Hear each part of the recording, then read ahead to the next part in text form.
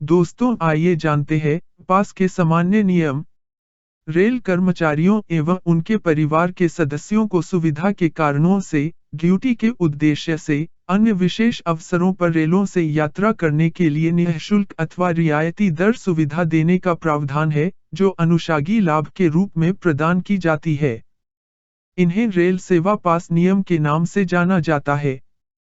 इसके तहत निम्नलिखित सामान्य प्रावधान है। 1.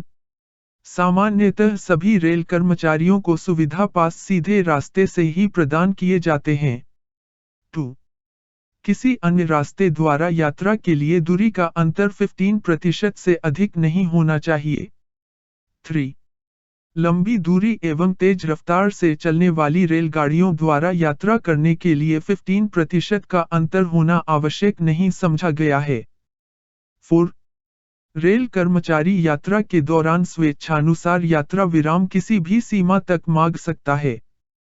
इसके अलावा असामान्य परिस्थितियों के कारण पास धारक द्वारा अनिश्चित यात्रा विराम की इच्छा जताने पर स्टेशन मास्टर, टिकट संग्राहक भी पास पर परिष्ठांकन करके यात्रा विराम की अनुमति देने के लिए प्राधिकृत है। 5.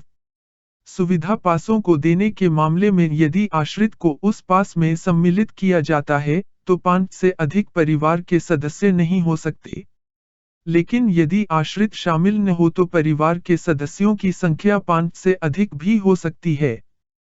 अधिकतम 2 आश्रितों को पास में सम्मिलित किया जा सकता है। 6.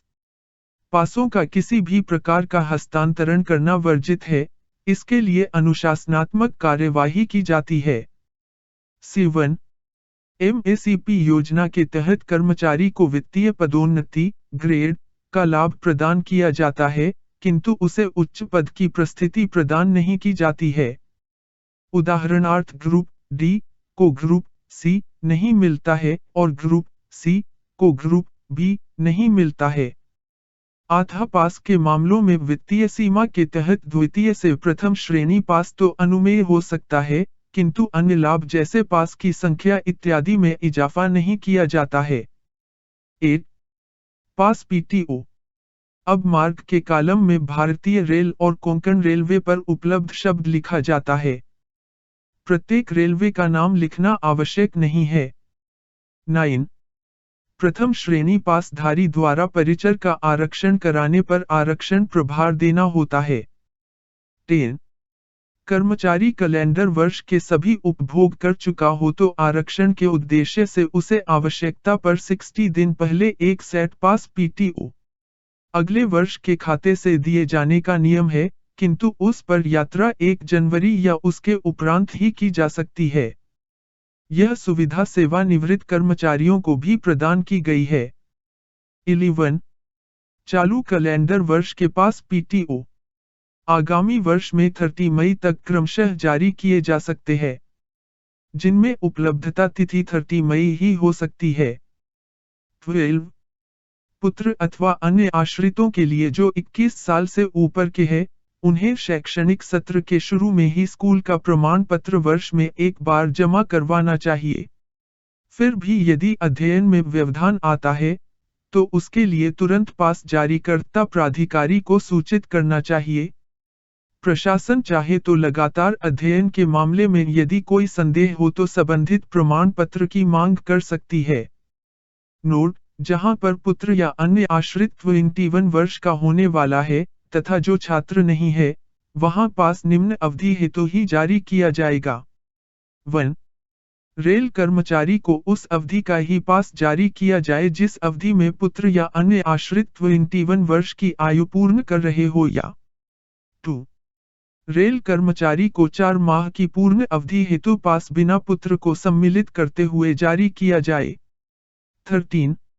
जब रेल सेवक स्वयं या उसके परिवार का सदस्य या आश्रित दोनों आंखों से अंधा हो तथा सुविधा पास पर अकेला यात्रा कर रहा हो तो उसके साथ एक सहचर को उसी श्रेणी में जिसमें अंधा व्यक्ति यात्रा कर रहा हो उसके साथ यात्रा करने की अनुमति होगी।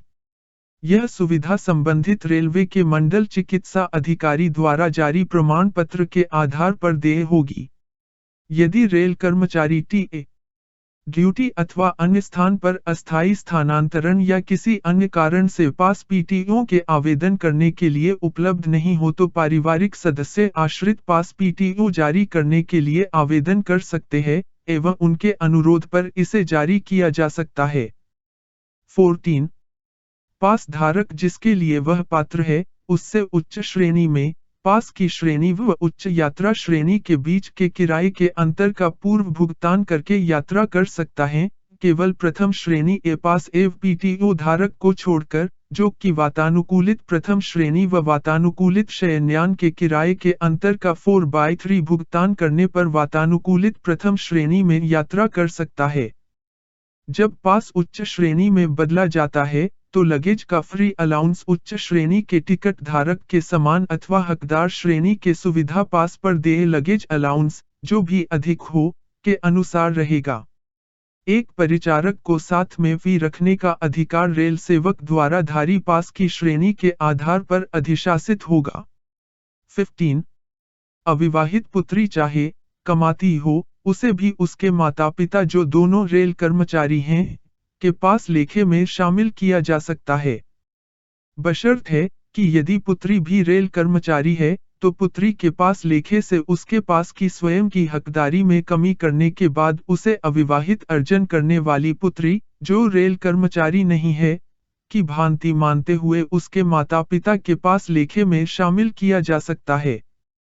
16 यदि पति व पत्नी दोनों रेल कर्मचारी है तथा वे अपने स्वयं के अधिकार से पास व पीटीओ के हकदार हो तो निर्धारित नियमों के अनुसार वे अलग अलग पूर्ण सेटों की संख्या के साथ पास पीटीओ लेने के हकदार होंगे तथा वे दोनों आपस में एक दूसरे के पास पीटीओ में शामिल हो सकते हैं। बच्चों को भी मां व पिता दोनों के लेखे पर जारी पास पीटीओ में शामिल किया जा सकता है। 17 जब किसी कर्मचारी ने एक कैलेंडर वर्ष में उसको देय बकाया सारे पास पीटीओ ले लिए हैं, तो उसे अगले वर्ष यात्रा शुरू करने के लिए एक सेट पास अथवा तथा एक सेट पीटीओ जारी किए जा सकते हैं तथा इस प्रकार जारी किए गए पास पीटीओ को उसके अगले वर्ष के पास लेखे में से कम कर दिया जाएगा। इस प्रकार पास पीटीओ अगले वर्ष शुरू होने 100 दिन से अधिक अवधि पूर्व जारी नहीं किया जाएगा। ये पास पीटीओ जारी होने की तिथि से 5 माह के लिए वैध रहेंगे। 18 जब न तो माता पिता, न ही वयस्क परिवार सदस्य, न तो वयस्क आश्रित संबंधी राजपत्रित रेल कर्मचारी के अवयस्क बच्चों के साथ यात्रा नहीं कर रहा हो तो महाप्रबंधक के निर्णयानुसार एक नर्स अथवा किसी अन्य व्यक्ति को पास में शामिल किया जा सकता है। अवयस्क बच्चों में पुत्र सौतेला पुत्र दत्तक पुत्र अथवा आश्रित भाई जिसकी उम्र 15 वर्ष से कम हो तथा पुत्री दत्तक पुत्री अथवा आश्रित बहन जिसकी उम्र 18 वर्ष से कम हो शामिल है।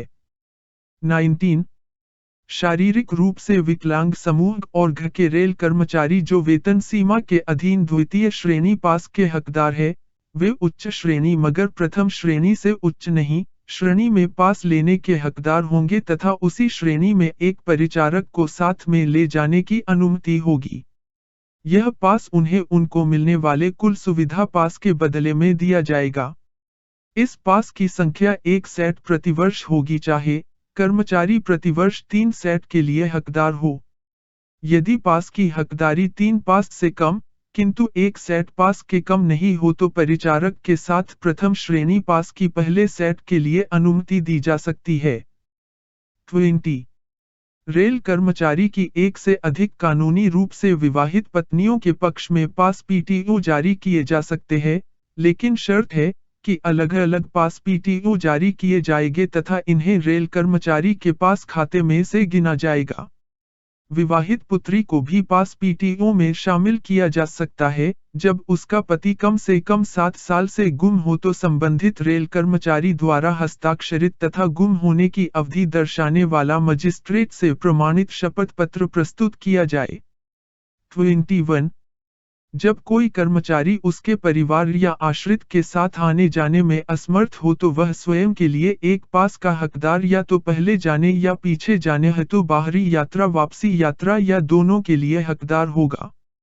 बशर्ते कि वह पास जारीकर्ता प्राधिकारी का संतुष्टि हेतु इस प्रकार के साक्ष्य दे कि कर्मचारी अपने परिवार या आश्रित के साथ जाने में अक्षम है। ऐसे मामले में 2 बाहरी व 2 वापसी यात्रा पास, अर्थात एक भी यात्रा व एक वापसी यात्रा पास परिवार या आश्रित संबंधी हेतु एवं एक बरयात्रा व एक वापसी यात्रा पास कर्मचारी हेतु को एक सेट पास माना जाएगा। इन अलग पासों के लिए यथोचित समय सीमा जो 1 माह से अधिक नहीं हो लागू रहेगी। यह सुविधा सेवानिवृत्त रेल कर्मचारियों को देय नहीं होगी। 22.